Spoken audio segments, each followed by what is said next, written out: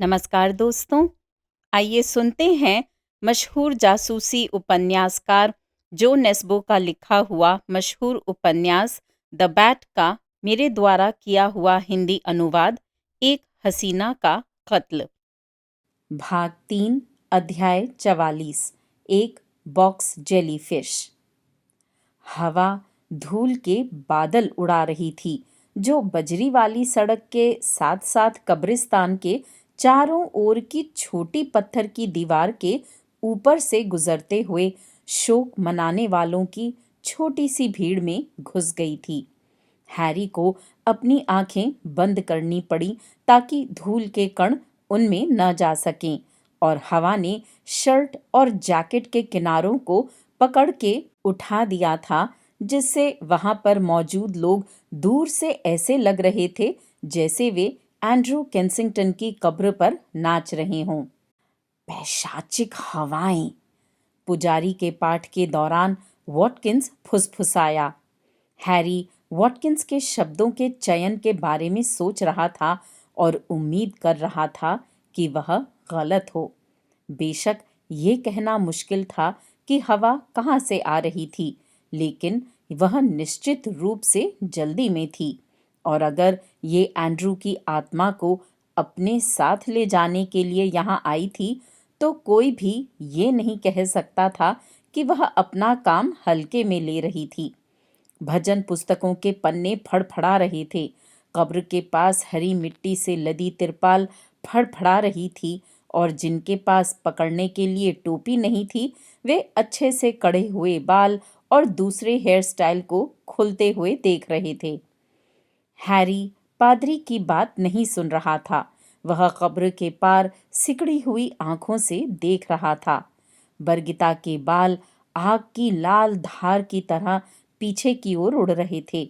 बरगिता ने एक भावशून्य भाव से उसकी घूरती हुई निगाह का सामना किया। एक सफेद बालों वाली बूढ़ी औरत अपनी गोद में एक छड़ी लिए कुर्सी पर कांपती हुई बैठी थी। उसकी त्वचा पीली थी और उसकी उम्र उसके साफ तौर से अंग्रेज घोड़े जैसे चेहरे को छिपा नहीं पा रही थी। हवा ने उसकी टोपी को तिरछा कर दिया था।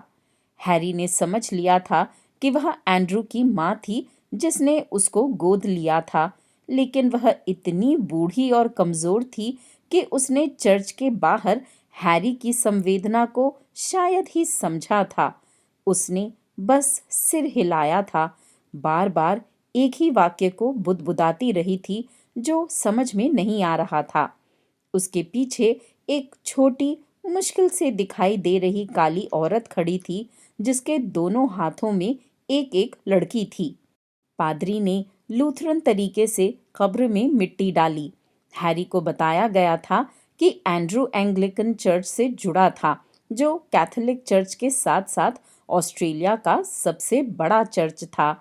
लेकिन हैरी, जो केवल कुछ अंतिम संस्कारों में गया था, ने पाया कि ये सेवा नॉर्वे में होने वाली सेवा से बहुत अलग नहीं थी। यहाँ तक कि मौसम भी वही था। जब उन्होंने उसकी माँ को दफनाया था, तब कब्रिस्तान के ऊपर अशांत नीले भूरे बादल एक दूसरे का पीछा कर रहे थे, लेकिन सौभाग्य से वे इतनी जल्दी में थे कि उन पर बारिश किए बिना ही चले गए। जिस दिन उन्होंने रॉनी को दफनाया था, उस दिन सूरज निकला था। हालांकि उस समय हैरी अस्पताल में था और खिड़कियों पर पर्दा डाला हुआ था, क्योंकि रोशनी से उसे सिरदर्द होता था। आज की तरह ही अंतिम संस्कार में अधिकांश लोग पुलिस अधिकारी ही थे। शायद उन्होंने अंत में वही भजन गाया था, मेरे भगवान तुम्हारे करीब। सभा भंग हो गई। लोग अपनी कारों की ओर बढ़ने लगे और हैरी बरगिता के पीछे पीछे चला। वह रुकी ताकि वह उस तक पहुंच सके। तुम बीमार लग रहे हो, उसने नजर ऊपर उठाए बिना कहा। तुम नहीं जानती कि जब मैं बीमार होता हूं तो मैं कैसा दिखता हूं, उन्होंने कहा। उसने कहा, जब तुम बीमार होते हो तो क्या तुम बीमार नहीं दिखते? मैं बस इतना कह रही हूं कि तुम बीमार लग रहे हो। क्या तुम बीमार हो? हवा का एक झोंका आया और हैरी की टाई उड़ी और उसके चेहरे को ढक लिया। शायद मैं थोड़ा बीमार हूँ, उसने कहा। बहुत बीमार नहीं, तुम्हारे उड़ते बालों से तुम एक जेलीफिश की तरह लग रही हो जो मेरे मुंह में घुस रहे हैं। हैरी ने अपने मुंह से एक लाल बाल निकाला। बरगिता मुस्कुराई। तुमको अपने अच्छे सितारों का शुक्रिया अदा करना चाहिए कि मैं एक बॉक्स जेलीफिश नहीं हूं, उसने कहा। एक क्या? हैरी ने कहा। एक बॉक्स जेलीफिश, बरगिता ने कहा। ये ऑस्ट्रेलिया में बहुत आम है। आप कह सकते हैं कि इसका डंक एक साधारण जेलीफिश से कहीं बदतर है। Box jellyfish? हैरी ने अपने पीछे एक जानी पहचानी आवाज सुनी। वह मुड़ा। ये टुवुम्बा था। आप कैसे हैं? हैरी ने कहा और समझाया कि ये बरगिता के चेहरे पर उड़ रहे बाल थे जिनके कारण तुलना की जा रही थी। ओह, अगर ये एक बॉक्स जेलीफिश होती तो ये आपके चेहरे पर लाल धारियां छोड़ चुकी होती और आप ऐसे चिल्ला रहे होते जैसे एक आदमी को 20 कोड़े दिए जा रहे हों, टुवुम्बा ने कहा। और कुछ सेकंड के भीतर आप गिर चुके होते। जहर ने आपके सांस लेने की क्षमता को पंगु बना दिया होता। आपको सांस लेने में कठिनाई हो रही होती और अगर आपको तत्काल सहायता नहीं मिली होती तो आप एक बेहद दर्दनाक मौत मर जाते। हैरी ने बचाव में अपनी हथेलियां ऊपर उठाईं। धन्यवाद, आज के लिए पर्याप्त मौतें हो चुकी हैं। टुवुम्बा ने हाँ में सिर हिलाया। उसने बो टाई के साथ काले रेशम की स्मोकिंग जैकेट पहनी हुई थी। उसने हैरी की निगाहों को देखा। मेरे पास सिर्फ एक ये है जो एक सूट जैसा सा दिखता है। इसके अलावा मुझे ये उससे विरासत में मिला है। उसने कब्र की ओर मुंह किया। हाल ही में नहीं, लेकिन कई साल पहले। एंड्रू ने कहा कि वह इससे ऊब चुका था। बिल्कुल बकवास। वह इसे मानना नहीं चाहता था, लेकिन मुझे पता था कि उसने इसे ऑस्ट्रेलियाई चैंपियनशिप के बाद भोज में पहनने के लिए खरीदा था। उसे शायद उम्मीद थी कि ये सूट जो उसके साथ अनुभव नहीं कर पाया, शायद मेरे साथ कर लेगा। वे कच्ची सड़क के साथ चलते गए और साथ में से गाड़ियां धीरे धीरे निकल रही थीं। क्या मैं आपसे एक व्यक्तिगत प्रश्न पूछ सकता हूँ टुवुम्बा? हैरी ने कहा। मुझे लगता तो है। आपको क्या लगता है कि एंड्रयू कहाँ पहुँचेगा? क्या मतलब? क्या आपको लगता है कि उसकी आत्मा ऊपर जाएगी या नीचे? टुवुम्बा ने एक गंभीर अभिव्यक्ति धारण कर रखी थी। मैं एक साधारण आदमी हूँ हैरी। मैं उस तरह की चीज़ों के बारे में ज़्यादा नहीं जानता और मैं आत्माओं के बारे में ज़्यादा नहीं जानता, लेकिन मैं एंड्रू केंसिंगटन के बारे में कुछ चीज़ें जानता हूँ। और अगर वहाँ ऊपर कुछ है और अगर वह चाहते हैं कि वहाँ सुंदर आत्माएं रहें तो वह वहाँ होने लायक है। वह मुस्कुराया। लेकिन अगर वहाँ नीचे कुछ भी है तो मुझे लगता है कि वह वहीं होना पसंद करेगा। वह उबाऊ स्थानों से नफरत करता था। वे दबी दबी हंसी हंसे। लेकिन चूंकि ये एक व्यक्तिगत प्रश्न है हैरी, तो मैं आपको एक व्यक्तिगत उत्तर देता हूँ। मुझे लगता है कि एंड्रू के और मेरे माता पिता की बातों में कोई बात थी। उनके पास मृत्यु का एक शांत नजरिया था। यद्यपि ये कहना सच है कि कई जनजातियां मृत्यु के बाद के जीवन में विश्वास करती थीं, कुछ पुनर्जन्म में विश्वास करती थीं। आत्माएं एक मानव से दूसरे मानव में भटकती थीं और कुछ का मानना था कि आत्माएं प्रेतों के रूप में वापस आ सकती हैं। कुछ जनजातियों का मानना था कि मृतकों की आत्माओं को आकाश में सितारों के रूप में देखा जा सकता है वगैरह। लेकिन आम धारणा यही थी कि वे मानते थे कि मनुष्य देर सवेर इन सभी चरणों के बाद एक उचित अंतिम निश्चित मृत्यु मर जाता है। बस आप पत्थरों का ढेर बन जाते हैं और चले जाते हैं। किसी कारण से मुझे ये विचार पसंद है। अनंत काल के ये दृष्टिकोण आपको इतना थका देने वाले होते हैं, क्या आपको नहीं लगता? मुझे लगता है कि ऐसा लगता है कि एंड्रू ने आपके पास स्मोकिंग जैकेट से कुछ अधिक छोड़ा है। मुझे ये लगता है, हैरी ने कहा। टुवुम्बा हंसा। क्या तुम इसे इतनी आसानी से सुन सकते हो? मालिक की आवाज़, हैरी ने कहा। उस आदमी को एक पुजारी होना चाहिए था। वे एक धूल भरी छोटी कार के पास रुक गए। जाहिर तौर से वो टुवुम्बा की थी। सुनो, मुझे किसी ऐसे व्यक्ति की आवश्यकता हो सकती है जो एंड्रू को जानता हो, हैरी ने एक अनुमान पर प्रतिक्रिया करते हुए कहा। वो जिस तरह सोचता था, वो जो करता था, वो क्यों करता था? वह सीधा हुआ और उनकी नज़रें मिली। मुझे लगता है कि किसी ने एंड्रू को मार डाला, हैरी ने कहा। बकवास! टुवुम्बा फट पड़ा। तुम्हें लगता नहीं है तुम ऐसा जानते हो? एंड्रू को जानने वाला हर कोई जानता है कि वह कभी भी अपनी मर्जी से पार्टी छोड़कर नहीं जाएगा। उसके लिए जिंदगी सबसे बड़ी पार्टी थी। मैं किसी को नहीं जानता जो उससे ज्यादा जीवन से प्यार करता हो, चाहे जो भी उसने उसके साथ किया। अगर वह निकलने की तैयारी कर रहा होता तो बहुत सारे अवसर और कारण होते, अब से पहले के। तो हम सहमत हैं, हैरी ने कहा। आप आमतौर पर इस नंबर पर मुझसे बात कर सकते हैं, टुवुम्बा ने एक माचिस की डिब्बी पर लिखते हुए कहा। ये एक मोबाइल फ़ोन नंबर है। टुवुम्बा उत्तर की ओर जा रहा था और अपनी पुरानी सफ़ेद होल्डन में बैठ के निकल गया। बरगिता और हैरी खड़े देख रहे थे। फिर हैरी ने शहर तक अपने एक सहयोगी की गाड़ी में जाने का सुझाव दिया, लेकिन ऐसा लग रहा था कि उनमें से ज़्यादातर लोग जा चुके थे। फिर एक शानदार बूढ़ी ब्यूएक उनके सामने आकर रुकी। ड्राइवर ने खिड़की नीचे करी और एक तीखी नाक वाला लाल रंग का चेहरा बाहर झांका।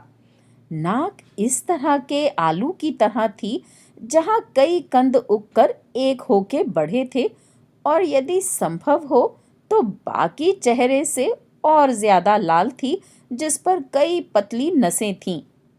शहर जा रहे हैं दोस्तों? नाक ने पूछा और उन्हें बैठने के लिए कहा। मेरा नाम जिम कॉनेली है, ये मेरी पत्नी क्लॉडिया है, उसने कहा जब वे पीछे की चौड़ी सीट पर बैठ गए थे। एक मुस्कुराती मुस्कान के साथ एक छोटा गहरे रंग का चेहरा सामने की सीट से उनकी ओर मुड़ा। वह भारतीय लग रही थी और इतनी छोटी थी कि वे मुश्किल से उसे हेडरेस्ट के ऊपर देख सकते थे। जिम ने हैरी और बरगिता को रेयर व्यू मिरर में देखा। एंड्रू के दोस्त, सहकर्मी, उसने खटारा को बजरी वाली सड़क पर सावधानी से नीचे उतारा, जबकि हैरी ने उसको एंड्रू से अपना संबंध समझाया। ठीक है, तो आप नॉर्वे से हैं और आप स्वीडन से हैं। ये तो बहुत ही दूर है। खैर, यहाँ लगभग हर कोई कहीं दूर से ही आता है। उदाहरण के लिए क्लॉडिया को ही लें, ये वेनेजुएला से है, जहाँ से सभी मिस यूनिवर्स आती हैं, है ना? क्लॉडिया, तुम्हारे पास कितने खिताब हैं जिसमें तुम्हारा अपना भी शामिल है? वह इतना हंसा कि उसकी आंखें हंसी की रेखाओं के नीचे गायब हो गईं और क्लॉडिया इसमें शामिल हो गई। मैं ऑस्ट्रेलियाई हूँ, जिम ने जारी रखा। मेरे पर दादा आयरलैंड से यहाँ आए थे। वह हत्यारे और चोर थे। कुछ समय पहले तक लोग ये स्वीकार करना पसंद नहीं करते थे कि वे अपराधियों के वंशज थे, भले ही ये लगभग 200 साल पहले की बात थी, लेकिन मुझे हमेशा इस पर गर्व रहा है। वे नाविकों और सैनिकों का एक समूह थे जिन्होंने इस देश की स्थापना की थी। और क्या बढ़िया देश है ये। हम यहाँ इसे भाग्यशाली देश कहते हैं। हाँ हाँ, चीज़ें बदलती रहती हैं। अब मैंने सुना है कि अपने अपराधी पूर्वजों तक की खोज करना फैशन में है। एंड्रू के साथ बहुत ही बुरा हुआ, है ना? जिम एक मौखिक मशीन गन की तरह था और हैरी और बरगिता के कुछ कहने से पहले ही वो फिर से बोलना शुरू कर देता था, और जितना तेजी से वह बोलता था उतनी ही धीमी गति से गाड़ी चलाता था। हैरी के पुराने कैसेट प्लेयर पर डेविड बोवी की तरह सालों पहले उसे उसके पिता ने बैटरी से चलने वाला रिकॉर्डर दिया था, और जितनी ऊंची आप आवाज करते थे टेप उतना ही धीमा हो जाता था। एंड्रू और मैं जिम चिवर्स के रोड शो पर एक साथ बॉक्सिंग करते थे। तुम्हें पता है, एंड्रू की नाक कभी नहीं टूटी। नहीं जनाब, किसी ने कभी भी उसे मुक्केबाजी की गुणवत्ता को आहत नहीं किया। इनकी बहुत सपाट नाक होती है, इन आदिवासियों की। शायद यही कारण है कि किसी ने कभी भी इस पर विचार नहीं किया। लेकिन एंड्रू अंदर से मजबूत और स्वस्थ था। उसके पास एक स्वस्थ दिल और एक स्वस्थ नाक थी, हालांकि उतना ही जितना कि जन्म के समय अधिकारियों द्वारा अपहरण किए जाने के बाद दिल जितना स्वस्थ हो सकता है। और मेलबर्न में ऑस्ट्रेलियाई चैंपियनशिप के दौरान लड़ाई के बाद उसका दिल उतना स्वस्थ नहीं रहा था। शायद आपने इसके बारे में सुना है ना? उसने तब काफी कुछ खोया। वे अब 40 की गति से कम पर चल रहे थे। उस वक्त का चैंपियन कैम्पबेल दरअसल उसकी गर्लफ्रेंड एंड्रू के पीछे पड़ी थी, अपने घुटनों पर थी, लेकिन वह शायद अपने पूरे जीवन में इतनी हद से ज्यादा सुंदर रही थी कि उसने कभी अस्वीकृति का अनुभव नहीं किया था। अगर उसे पहले कभी ऐसा अनुभव हुआ होता तो सब कुछ बहुत अलग होता। लेकिन जब उसने उस रात एंड्रू के होटल के दरवाजे पर दस्तक दी और उसने विनम्रता से उसे चले जाने के लिए कहा, तो वह इसको बर्दाश्त नहीं कर सकी। वह सीधे अपने प्रेमी के पास गई और उसे बताया कि एंड्रू ने उससे छेड़छाड़ की। उन्होंने उसके कमरे में फ़ोन किया और उसे रसोई में जाने के लिए कहा। वहाँ जो लड़ाई हुई उसके बारे में अफवाहें अभी भी चल रही हैं। उसके बाद एंड्रू का जीवन एक किनारे हो गया, लेकिन वो उसकी नाक कभी नहीं तोड़ पाए। क्या आप प्रेमी हैं? जी नहीं, हैरी ने खुद को बहुत संभाला और इतना भर कह पाया। लगता तो है, जिम ने उन्हें दर्पण में देखते हुए कहा। शायद आप इसे अभी तक खुद नहीं जानते हैं, लेकिन भले ही आप आज की परिस्थितियों की गंभीरता से थोड़ा दबे हुए दिखते हैं, लेकिन आप दोनों में मित्रता की एक चमक है। अगर मैं गलत हूं तो मुझे सही करें, लेकिन आप क्लॉडिया और मेरी तरह दिखते हैं जब हम युवा थे और प्यार में थे, पहले 20 या 30 वर्षों के लिए। अब हम सिर्फ प्यार में हैं। क्लॉडिया ने दमकती आंखों से अपने पति को देखा। मैं क्लॉडिया से एक रोड शो में मिला था। वह एक कंटोशनिस्ट का खेल दिखा रही थी। वह आज भी खुद को लिफाफे की तरह समेट सकती है। तो मुझे नहीं पता कि मैं इस बड़ी ब्यूइक के साथ क्या कर रहा हूँ। मैंने उसे 1 साल से अधिक समय तक हर दिन लुभाया, जब तक उसने मुझे उसे चूमने भर की अनुमति दी। और बाद में उसने मुझे बताया कि जब उसने मुझे पहली बार देखा था तो उसे प्यार हो गया था। ये अपने आप में ही सनसनीखेज था, ये ध्यान में रखते हुए कि मेरी इस नाक की पहले ही बहुत बार धुलाई हो चुकी थी। बावजूद इसके उसने पूरे एक लंबे भयानक वर्ष तक के लिए पवित्रता का खेल खेला। महिलाएं कभी कभी मुझे डरा मारती हैं। तुम क्या कहते हो हैरी? जी, हैरी ने कहा, मुझे पता है कि आपका मतलब क्या है। उसने बरगिता की ओर देखा। उसने एक हल्की मुस्कान दी।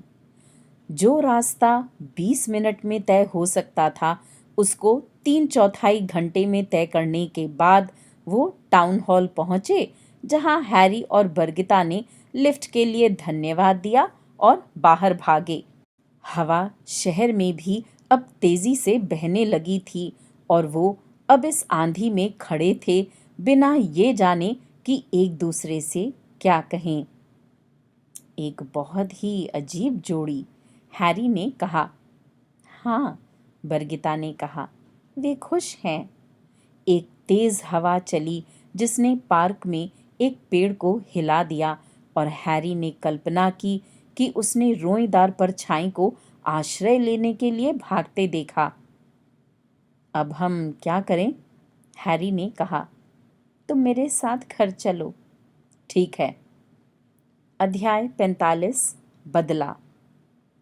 बरगिता ने हैरी के मुंह में सिगरेट डाली और उसे जला दिया। इसके काबिल हो, उसने कहा। हैरी ने सोचा उसे बहुत बुरा नहीं लग रहा था। उसने चादर अपने ऊपर खींच ली। क्या तुम शर्मिंदा हो? बरगिता हंसी। मुझे तुम्हारी वासना भरी नजरें पसंद नहीं हैं। तुम इस पर विश्वास नहीं करोगी, लेकिन वास्तव में मैं एक मशीन नहीं हूँ। सच में? बरगिता ने चंचलता से कहा। तुम मुझे बेवकूफ़ बना सकते थे। ठीक है। क्या तुम्हें अब इतना अश्लील होने की ज़रूरत है, जबकि जीवन इतना आनंदमय हुआ है जाने मन? उसकी छाती पर उसने अपना सिर रखा। तुमने एक और कहानी का वादा किया था, वो फुसफुसाई। सही, हैरी ने एक गहरी सांस ली। मुझे देखने दो। तो ये शुरुआत है। मैं 8वें वर्ष में था और एक नई लड़की सामने की कक्षा में दाखिल हुई। उसका नाम क्रिस्टीन था और उसे और मेरे सबसे अच्छे दोस्त टेरजे को, जिसके स्कूल में सबसे सफ़ेद दांत थे और एक बैंड में वो गिटार बजाता था, केवल 3 सप्ताह लगे आधिकारिक तौर पर गर्लफ्रेंड और बॉयफ्रेंड घोषित होने में। समस्या ये थी कि ये वह लड़की थी जिसका मैं जीवन भर इंतज़ार कर रहा था। वह रुका। तो तुमने क्या किया? कुछ नहीं, इंतज़ार करता चला गया। इस बीच मैं क्रिस्टीन का दोस्त बन गया। उसे लगा कि वह मेरे साथ दुनिया में किसी भी चीज़ के बारे में बात कर सकती थी। जब टेरजे और उसके बीच में लड़ाई हो जाती थी, तो उसे लगता था कि वह मुझ पे भरोसा करके सब कुछ बतला सकती थी, बिना ये जाने कि उसका गहरा दोस्त चुपके से, बेहद खुशी से उस मौके का इंतज़ार कर रहा था जब वो अपनी चाल चलेगा। वो मुस्कुराया। भगवान, मैंने खुद को कितनी लानत दी। मैं हैरान हूँ, बरगिता ने प्यार से उसके बालों को सहलाते हुए कहा। एक दोस्त ने हमारे ग्रुप को अपने दादा दादी के खाली फार्म हाउस में उसी सप्ताह के अंत में आमंत्रित किया, जब टेरजे के बैंड को कहीं संगीत बजाने के लिए बुलाया गया था। हमने घर की बनी शराब पी और क्रिस्टीन और मैं सोफे पर बैठकर देर रात तक बातें करते रहे। थोड़ी देर बाद हमने घर को देखने का सोचा और मचान तक चले गए। एक बंद दरवाज़ा था, लेकिन क्रिस्टीन ने एक हुक पर एक चाबी लटकी पाई और उसे खोल दिया। हम एक बहुत ही छोटे 4 खंभों वाले पलंग पर एक रजाई पर कंधे से कंधा मिलाकर लेटे थे। बिस्तर की चादरों के सिलवटों में कुछ काले रंग की एक परत थी और जब मैंने देखा कि ये मरी हुई मक्खियाँ थीं, तो मैं कूद पड़ा। वो हजारों में रही होंगी। मैंने उसका चेहरा अपने करीब देखा, सफ़ेद तकिए पर मरी हुई मक्खियों से घिरा हुआ। खिड़की के बाहर से चांद, जो इतना बड़ा और गोल था, उसकी नीली रोशनी ने उसकी त्वचा को पारदर्शी बना दिया था। बरगिता ने कहा और उसके ऊपर लुढ़क गई। उसकी आंखें उसकी आंखों पर टिकी रहीं। हमने हर चीज़ के बारे में बात की और किसी भी बारे में नहीं। हम चुपचाप लेटे रहे और खामोशी को सुनते रहे। रात में एक कार सड़क पर से गुजरी और हेडलैम्प की रोशनी छत पर फैल गई और कमरे में तरह तरह की अजीबो-गरीब परछाइयाँ उमड़ पड़ीं। 2 दिन बाद क्रिस्टीन ने टेरजे के साथ दोस्ती खत्म कर दी। उसने अपनी पीठ बरगिता की ओर करके करवट बदल ली। वह उसके नज़दीक गई। इसके बाद क्या हुआ वैलेंटिनो? क्रिस्टीन और मैं गुप्त रूप से मिलने लगे, जब तक कि वह गुप्त नहीं रहा। टर्जे ने इसे कैसे लिया? कभी कभी लोग किताबी तरीके से प्रतिक्रिया करते हैं। टर्जे ने अपने दोस्तों से कहा कि वे चुनें, उसे या मुझे। मुझे लगता है कि यह एक शानदार जीत थी, स्कूल में सबसे सफ़ेद दांत वाले लड़के के पक्ष में। वह भयानक रहा होगा। क्या तुम अकेले पड़ गए थे? मुझे नहीं पता कि सबसे बुरा क्या था, या मुझे किस पर सबसे ज़्यादा दया आती थी, टर्जे पर या खुद पर। कम से कम तुम और क्रिस्टीन एक दूसरे के साथ थे। सच है, लेकिन कुछ जादू चला गया था। देखो तो, आदर्श लड़की जा चुकी थी। क्या मतलब? मेरे पास एक लड़की थी जिसने अपने प्रेमी के सबसे अच्छे दोस्त के लिए उसे छोड़ दिया था, और उसके लिए तुम वो लड़के थे जिसने उसके साथ संबंध बनाने के लिए अपने सबसे अच्छे दोस्त का बेईमानी से इस्तेमाल किया था। बिल्कुल सही, और वह हमेशा रहा, चाहे सतह के नीचे, लेकिन फिर भी अनकही आपसी अवमानना के साथ सुलगता रहा, जैसे कि हम एक निंदनीय हत्या के सहभागी थे। तो तुमको एक ऐसे रिश्ते में रहना पड़ा जो 100% सही नहीं था। हकीकत की दुनिया में आपका स्वागत है। मुझे गलत मत समझो। मुझे लगता है कि हमारे एक जैसे पापों ने कई मायनों में हमें आपस में और करीब बांध दिया था। मुझे लगता है कि हम वास्तव में कुछ समय के लिए एक दूसरे से प्यार करते थे। कुछ दिन थे परफेक्ट, पानी की बूंदों की तरह, एक खूबसूरत तस्वीर की तरह। बरगिता हंसी। मैं तुम्हें पसंद करती हूँ जब तुम बात करते हो हैरी। जब तुम इस तरह की बातें कहते हो तो तुम्हारी आंखें चमकने लगती हैं, जैसे कि तुम वहाँ वापस पीछे कहीं हो। क्या तुम वापस पीछे जाने के लिए तरस रहे हो? क्रिस्टीन के पास? हैरी सोच में पड़ गया। मैं उस समय में वापस जाने के लिए चाह सकता हूँ जब हम एक साथ थे, लेकिन क्रिस्टीन के पास? लोग बदलते रहते हैं। जिस व्यक्ति के लिए आप तरसते हैं वह अब मौजूद ना हो। धत तेरे की, हम सब बदलते हैं, है ना?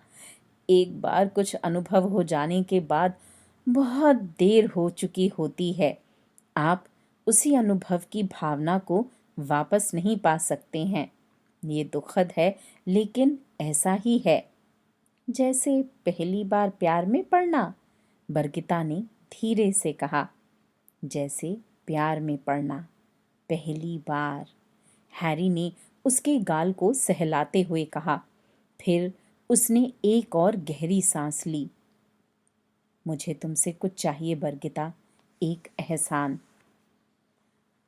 संगीत बहरा कर देने लायक ऊंचा था और हैरी को उसकी बात सुनने के लिए आगे को झुकना पड़ा।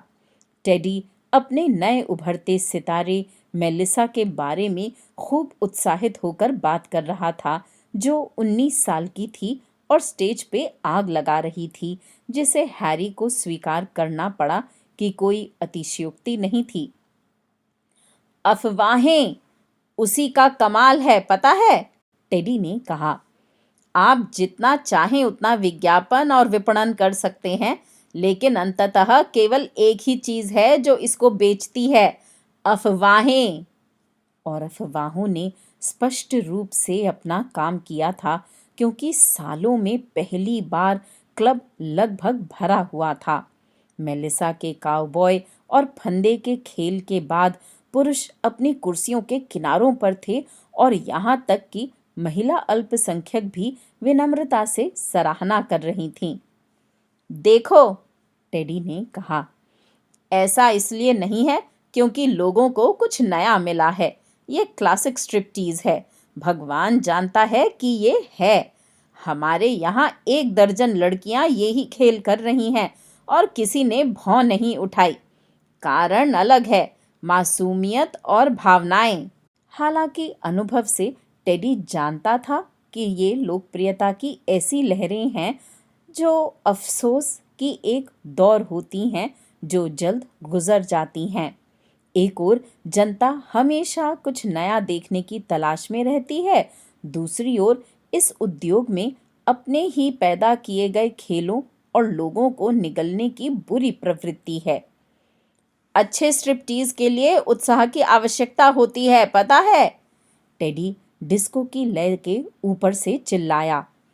इनमें से कई लड़कियां उत्साह को बरकरार नहीं रख पाती हैं, चाहे वे कितनी भी मेहनत क्यों ना करें। 4 शो हर दिन, कमबख्त। आप रुचि खो देते हैं और भीड़ को भूल जाते हैं। मैंने इसे पहले भी कई बार होते देखा है। इससे कोई फर्क नहीं पड़ता कि आप कितने लोकप्रिय हैं।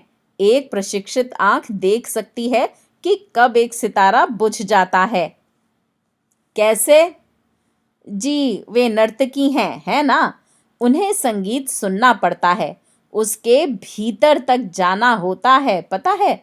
जब वे प्रेरित होती हैं और ताल से थोड़ा आगे होती हैं, तो इसका वो मतलब नहीं जो आप सोच रहे हैं कि ये एक संकेत है कि वे बहुत उत्साहित हैं। इसके विपरीत ये एक संकेत है कि वे ऊब चुकी हैं और इसे जल्द से जल्द खत्म करना चाहती हैं। इसके अलावा कहीं ना कहीं बिना सोचे वे कुछ हरकतों को नहीं करती जिससे ये पूर्ण खेल ना होके केवल थोड़ा सा अश्लील रह जाता है। ये वैसे ही लोगों के जैसा है जो एक ही चुटकुले को कई बार सुना चुके होते हैं और छोटी छोटी ज़रूरी बातें छोड़ देते हैं जिनके कारण पंच लाइन पे हंसी आती है। इस तरह की चीज़ के बारे में कुछ भी करना मुश्किल है।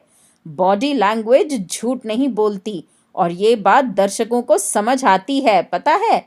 लड़कियों को इस समस्या के बारे में पता है और शो को मसाला देने के लिए, इससे उबरने के लिए मंच पर जाने से पहले वे थोड़ा पी लेती हैं, कभी कभी कुछ ज्यादा ही। और फिर टेडी ने एक नथुने पर एक उंगली रखी और सांस खींची। हैरी ने सिर हिलाया। जानी पहचानी कहानी।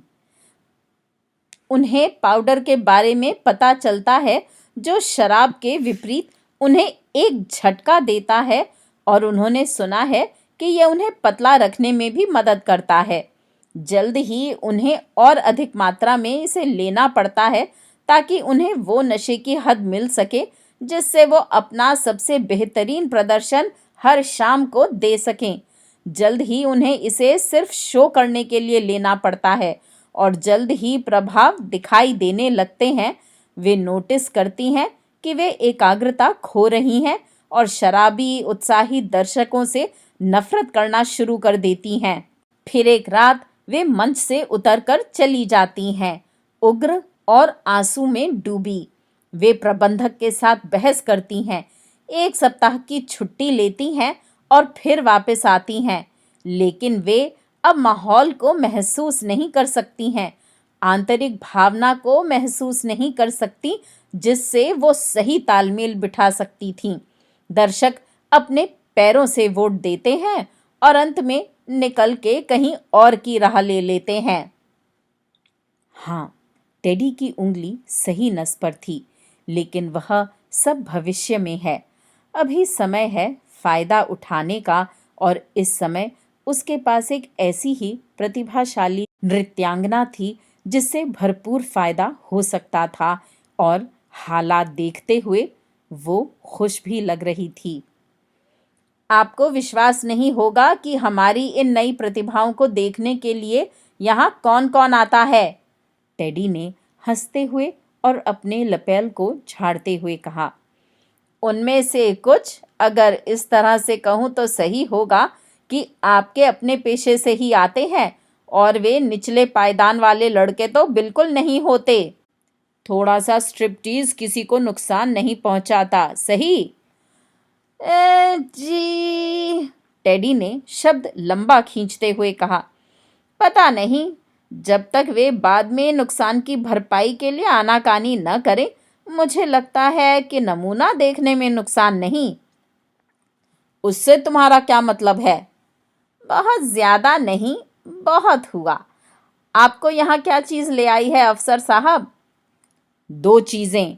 सेंटिनियल पार्क में मिली लड़की पहले अंदाजों की तुलना में थोड़ी कम भोली निकली। रक्त के नमूनों से पता चला कि उसमें एम्फिटामिन भरी पड़ी थी और करीब से जांच करने पर सबूतों की श्रृंखला यहाँ तक ले आई। बल्कि हमें पता चला कि लापता होने वाली रात में पहले वो यहाँ मंच पर थी। बारबरा? हाँ, दुखद नहीं क्या? टेडी ने अफसोसनाक दिखने की भरपूर कोशिश की। अच्छी स्ट्रिपर नहीं थी, लेकिन बढ़िया लड़की। क्या आपको कुछ पता चला? हम उम्मीद कर रहे थे कि आप हमारी मदद करने में सक्षम हो सकते हैं, मोंगाबी। टेडी ने घबराते हुए अपने ध्यान से कंघी किए बालों में हाथ चलाया। क्षमा करें अफसर साहब, वह मेरे खेमे में नहीं थी। सैमी से बात करो, वह बाद में आएगा। एक वेट्रेस के आने से वे दोनों एक दूसरे को कुछ देर नहीं देख पाए और जब वो गई तो हैरी के बाजू में एक रंगीन कॉकटेल रखी थी। आपने कहा था कि आप दो चीज़ों के लिए यहाँ आए हैं अफसर साहब, दूसरी क्या थी? ओ हाँ, एक विशुद्ध रूप से निजी मामला, मोंगाबी।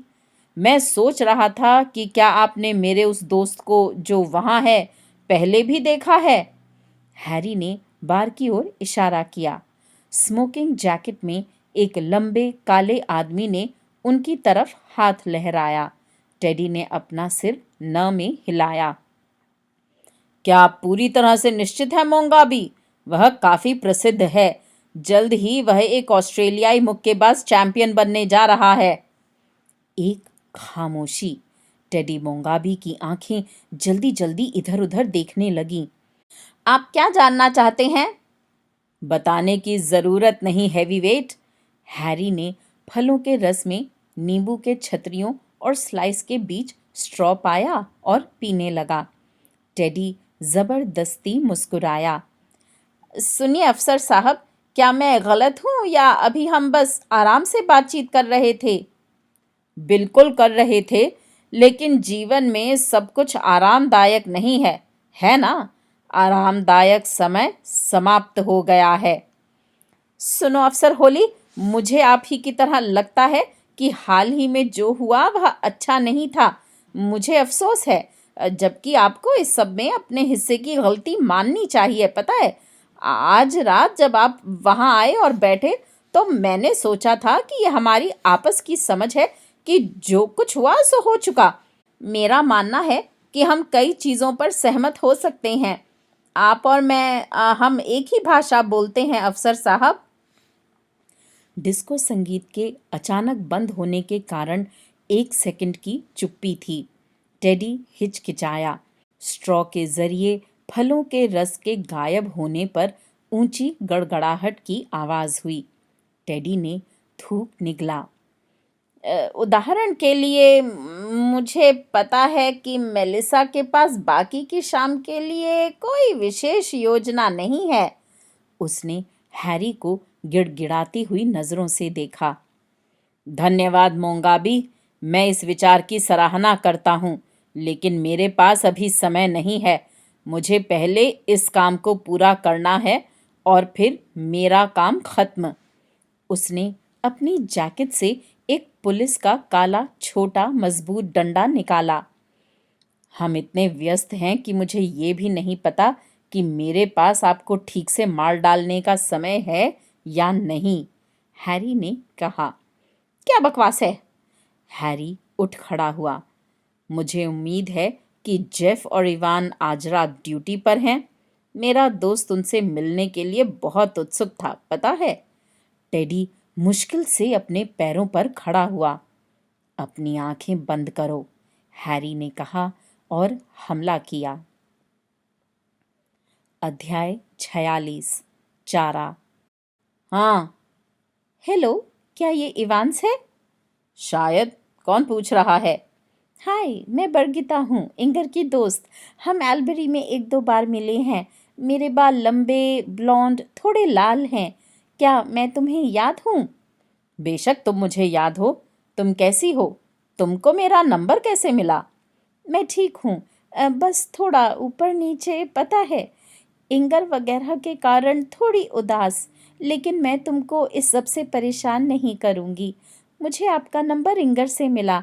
अगर हमें उससे संपर्क करना पड़े जब वह निम्बिन में थी। अच्छा। हम्म, हाँ, अब बात ये है कि मुझे पता है कि मुझे जो चाहिए वो आपके पास है, इवांस। हम्म। माल। मैं समझता हूँ तुमको निराश करने में बुरा लग रहा है, लेकिन मुझे शक है कि मेरे पास वो है जो तुम चाहती हो।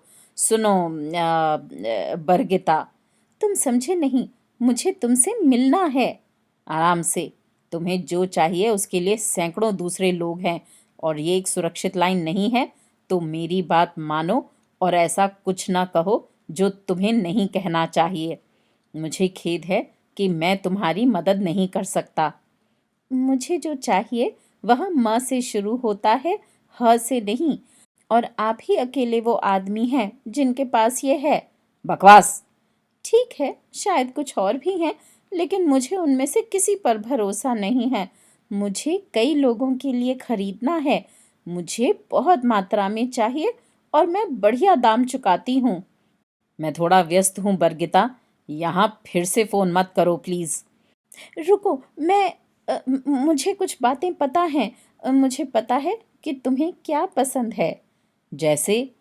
तुम्हें वास्तव में जो पसंद है, अम, जो तुम्हें उत्तेजित करती है।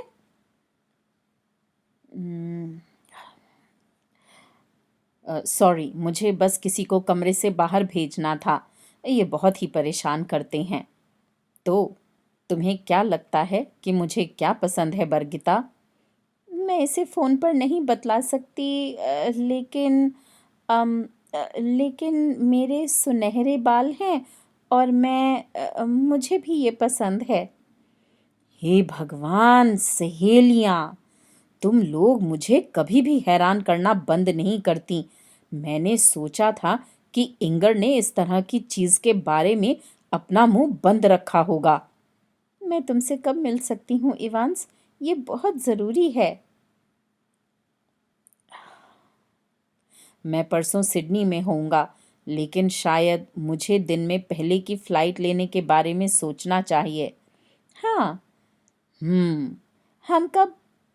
बरगिता, मैं सोच रहा हूँ। ठीक है, ध्यान से सुनो। कल शाम 8 बजे डार्लिंगहर्स्ट रोड पर आओ। बाईं ओर हंग्री जैक पर रुको। काली खिड़की वाली होल्डन को ढूंढो। अगर 8:30 बजे से पहले वह वहाँ नहीं है तो वापस चली जाना और सुनिश्चित करना कि मैं तुम्हारे बाल देख सकूं। श्रोताओं, अभी आप सुन रहे थे मशहूर उपन्यासकार जो नेस्बो का लिखा जासूसी उपन्यास द बैट का मेरे द्वारा किया हुआ हिंदी अनुवाद एक हसीना का कत्ल के अंश 3 के अध्याय। जल्द ही इसके आगे के अध्याय लेकर आपके सामने उपस्थित होंगी। उम्मीद है आपको ये कहानियाँ पसंद आ रही होंगी। मेरे चैनल पर आने के लिए और इन कहानियों को सुनने के लिए धन्यवाद।